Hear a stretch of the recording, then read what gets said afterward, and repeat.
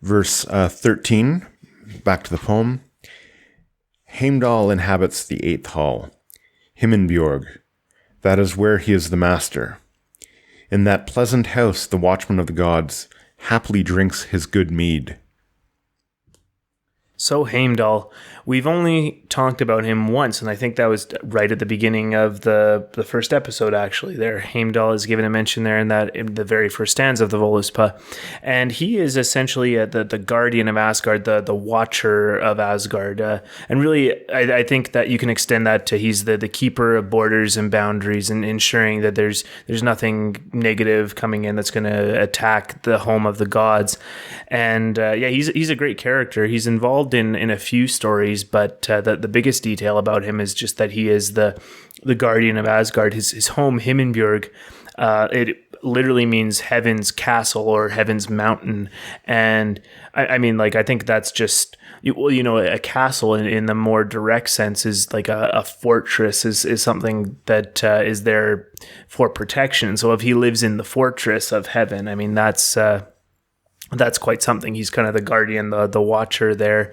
And the bridge to Asgard, the Bifrost Bridge is it arrives at Himinbjorg. So that's just kind of something there. His name is a little bit obscure.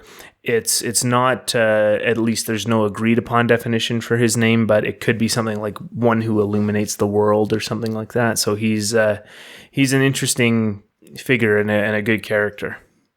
For sure, he is known as so if Baldur is the brightest, then Heimdall is known as the whitest god, and with the idea of illumination, I would say. And he also has the ability to see as far as possible, or supernaturally far, I guess, and to hear supernaturally well. He sacrificed an ear into the, which well was it? Mimir, that's right. Very similar to Odin sacrificing his eye. And there is speculation that Heimdall is also a magician of sorts, not to the level that they would recognize Odin as being, but still having a lot of the same abilities, or at least on the way to having that. So very interesting god. Very, very interesting. Honestly, I don't think there's enough about him in these stories here. There are some, but it's unfortunate that there isn't more about him because he's very interesting, and especially the idea that he's the keeper of the boundary. Yes. In Asgard.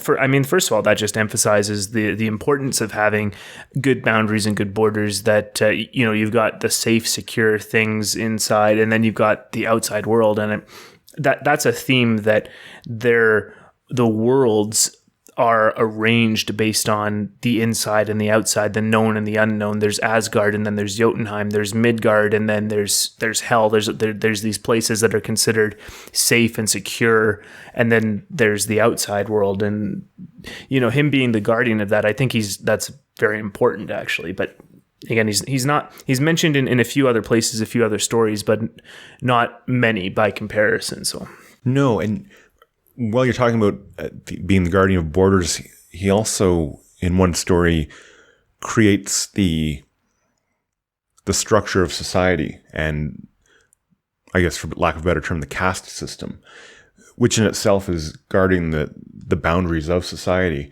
So Heimdall really is about keeping things in order and keeping what's outside, and what's inside, and functioning right. Right, and I think he would probably score pretty high in orderliness in the Definitely. Personality test there. But this isn't to say that there's gods who are very much one foot in the unknown inside the outside world, and that's just to say that there are folks that are less into having these borders and these boundaries, but there are people who are, and we need both of them. We need the people who want to live on the edge, on the boundaries, and that's where creation and innovation happens. That's literally living on the border of chaos, right?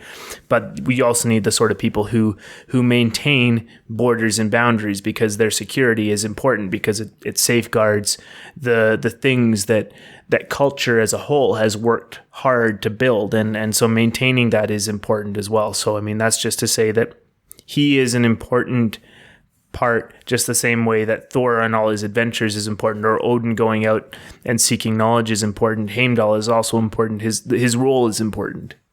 Definitely. It's kind of like securing the ground that you've already captured or developed, and then moving from there without putting it at risk. And that is, I guess, the ideal, is that he's kind of the foot in the known, which you need, and then you have Odin, who's probably the foot in the unknown. But at the same time, Heimdall is able to see into the unknown and hear into the unknown. So he is vigilant in safeguarding it. But it is interesting. He's kind of the one that keeps it all together and working.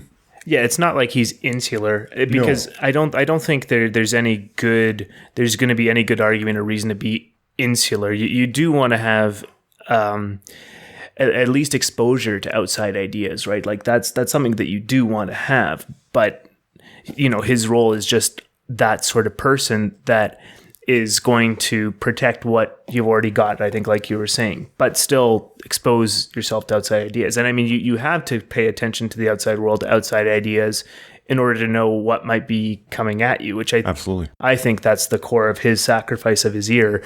To put it in Mimir as well, episode 2, I went really into this one.